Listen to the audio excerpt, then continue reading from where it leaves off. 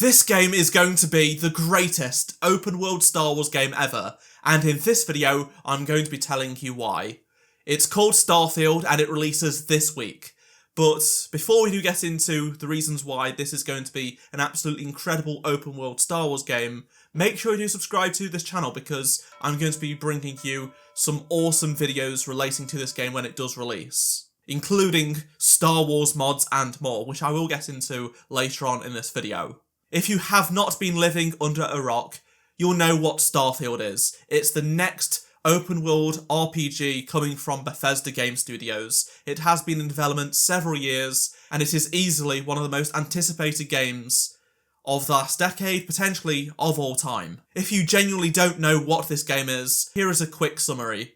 It is just going to be the space exploration game for you. You are able to create your own character, your own story, with 1,000 planets to explore. Yes, 1,000 planets. Shipbuilding, ship combat, and so much more. It is everything that Star Wars fans have wanted to see in a Star Wars game. I know what some people will be doing right now. They will be commenting, but you're completely wrong. It's Starfield, not Star Wars. And yes, I know, but it has so much going for it, which is inspired by Star Wars, and there is so much to come that is related to Star Wars that Star Wars fans will love. Just because it doesn't have Star Wars in the title and wasn't made in collaboration with Lucasfilm, that doesn't stop it being the perfect game for Star Wars fans. Given that this game is a space game, of course Star Wars inspired it. This was confirmed by the studio design director on the game, Emil, who said Star Wars did indeed have a big influence on some of the quests. But also, earlier this year, he did confirm that Star Wars was a much larger part of the influence for the entire game. Like I said, that's obvious to know. Of course, Star Wars influenced something space-based. Even though we just got Star Wars Outlaws announced and people are pretty excited for that because it is a true open-world Star Wars game, you do have a set character. Well, most games have a set character, except Bethesda Game Studios games. As you know, if you've played any of them, you can create your own character. You can create your own story and live out that fantasy. It's a role-playing game after all. In this game, just like previous Bethesda games, you are able to do that. So Emil does say, as for your character's backstory, that's entirely up to you. He's all about headcanon. For example, my latest character is a working schlub, and he's husky, good-natured space trucker, and he'll do whatever he needs to do to defend himself. He'll never shoot first. You know that reference. He goes on to say he's like Han Solo's sweeter older brother. You're able to give your character traits and background information. If you've never played a Bethesda game before, then it's a simulator but also a role-playing game. So, as Emil says here, we try to support the player doing what they want as much as we can. This game is absolutely humongous, not just in terms of 1,000 planets to explore, but also the depth in which you can tune your character, things like that, to make it your own, do your own thing. This is what people have been looking for in a Star Wars game, because not everyone wants to be playing an MMO like Star Wars The Old Republic. Let's go more into detail on the 1,000 planets stuff I've briefly mentioned. If you haven't been keeping up with Starfield details, basically there are over 100 systems in the game, and there are over 1,000 planets for you to explore. You can explore every single one of them on the galaxy map. Seriously. It's not just going to be a few planets like Jedi Survivor. You literally have 1,000 planets to go out and explore. You might think, well, surely they can't do 1,000 planets, right? That's far too much. They've got to be empty planets. Well, some are going to be empty because, as we know, not every planet is going to be a completely popularized planet. It's just not part of the real world. Even in Star Wars, that isn't the case. Todd Howard, the director on the game, did say that not every planet is going to be interesting, not every planet is going to be worth landing on. There is no way the game will expect you to 100% every planet. There will be, however, settled systems that truly feel as expansive as space itself. And this is what he feels is missing from other RPGs set in space. There will be handcrafted worlds with cities that will make you feel like you're living the life on a Star Wars world. But others, you'll be able to just go out and explore and it is the wilderness. But there might be something out there that's worth checking out. The planets are there for you to go to if you want to. Some are going to not have much on. Some are going to have outposts as well as sprawling cities. But also, the 1,000 Planets leaves a lot of room for modders. Let's talk about mods now, because this is going to be a significant portion of how Star Wars is going to come into this. In case you don't know, Bethesda games are known for their thriving modding scenes. Whether it be Skyrim, Fallout 4, and beyond, there are just so many people creating fantastic mods, and Bethesda definitely does support this. They even have mods on console. Yes, that's right. If you have been watching my videos for a while, you know that I cover a lot of mod content regarding Star Wars games. But a lot of people don't play on PC, from my audience. But Bethesda actually do have mods on console when it comes to games like Skyrim and Fallout. So you are able to download mods and play them on your console, and that is coming with Starfield. According to Bethesda, there will be lots of mod support post-launch. You won't be able to get every single mod from PC to console because there are still limitations that need to be adhered to, but nevertheless, you will be able to get mods on console in the future, and that is going to change how you play this game, especially if they do end up putting some Star Wars mods on there. Pete Hines, one of the executives at Bethesda, did say that he can't wait for players to be given this powerful tool of modding that will allow Starfield to change and evolve even more. He said that modders will literally be able to create planets themselves. So yeah, there's going to be a Death Star.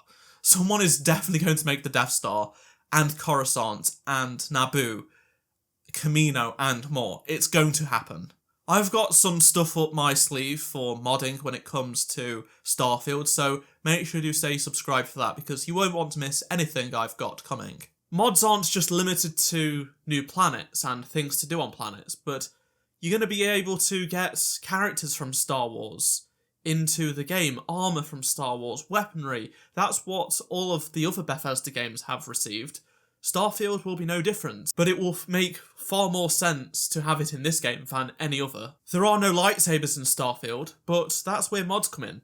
Someone's definitely going to make a lightsaber mod.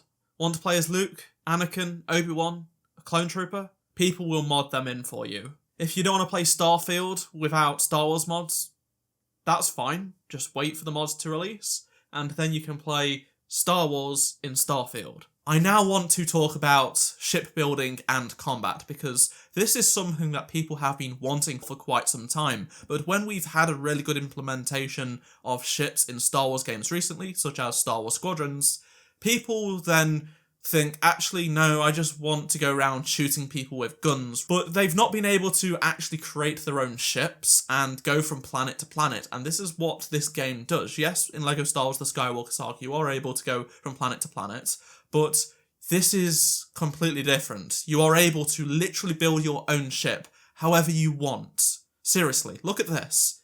It's insane. Someone even created a Millennium Falcon inspired ship based on just the parts that we've seen in gameplay videos and trailers so far. The possibilities are absolutely endless. Even this ship here does look like an Aquitaine class light cruiser. So there's definitely going to be some ships that Bethesda has made that may be inspired by Star Wars ships, but also you will be able to create whatever you want in this game to be your own personal ship. Have a ship crew that will literally be working inside your ship to help you explore this incredible galaxy. One thing that people will definitely be complaining about is that there is no ground to space seamless actual gameplay. It's an animation takeoff sequence and then it fades into space. Star Wars fans really just want to get in a ship and fly and go up to the atmosphere and then space, but you have to consider just how big this game is. It's just something that may not have been feasible. And this is just the tip of the iceberg of this game. There is going to be an incredible story, I'm sure, just like most Bethesda games. There is going to be some awesome side quests that are really rewarding and worth doing. You can hear in the music how it definitely is going to be really powerful and such an incredible score to have as the background when you're playing through this game. Other parts of the sound design are also fantastic. Graphically, it looks amazing. There's just so much going for it, which really does make this the Star Wars space open world simulator that you just want to live in. They've already said that this game could be 150 hours long if you want to, potentially even more. It's just about doing what you want to do. You're not going to be forced to complete everything. I know some people will be overwhelmed by this, and I don't really like playing games that are 100 plus hours long. I tend to just prefer shorter games that I can check out in all different genres, that have a gripping story and gameplay and don't have to last, 100 plus hours like we've seen with the more recent Assassin's Creed games, for example. But with this game, you're going to be able to do whatever you like, however little or a lot you want. You'll have companions to follow you around and be your teammates. There is this really cool mech that's going to aid you on your journey. There is just so much cool stuff in here that definitely mirrors other sci-fi stuff as well as Star Wars. If you are a Star Wars fan and you aren't checking out Starfield, then I don't know what to tell you. People have been begging for an open world Star Wars game where you can fly from planet to planet, build your own spaceship, craft your own story, make your own background, your own character. Well, you have it right here. It just doesn't have Star Wars in the name. It has half of it. Just doesn't have wars. But there will be combat. There will be pirates. There will be people to battle against. There will be enemies. And there is going to be plenty of things going off, space battles, and just all kinds of cool stuff that you definitely need to experience. One thing I will say is that if we look at how Star Wars Outlaws has done their planets, there's not going to be 1,000 planets. They aren't procedurally generated. They've already said this. It's not going to be like No Man's Sky or Starfield. There is a lot more depth and detail in these worlds, as you can see here. For example, Kijimi to Tashara. These are different types of games. We're going to be able to experience two various types because Star Wars Outlaws is not a true RPG. You have a set character, it's canon. You're not going to be able to do whatever you want. The decisions you make will still have an impact on what happens in the game to an extent, whereas this game is a true RPG, so it's different. The fact that we are getting these two games within like a year of each other is incredible. This is what we've been wanting. This game is not restricted by the IP either. They don't have to adhere to what Lucasfilm tells them is right or wrong.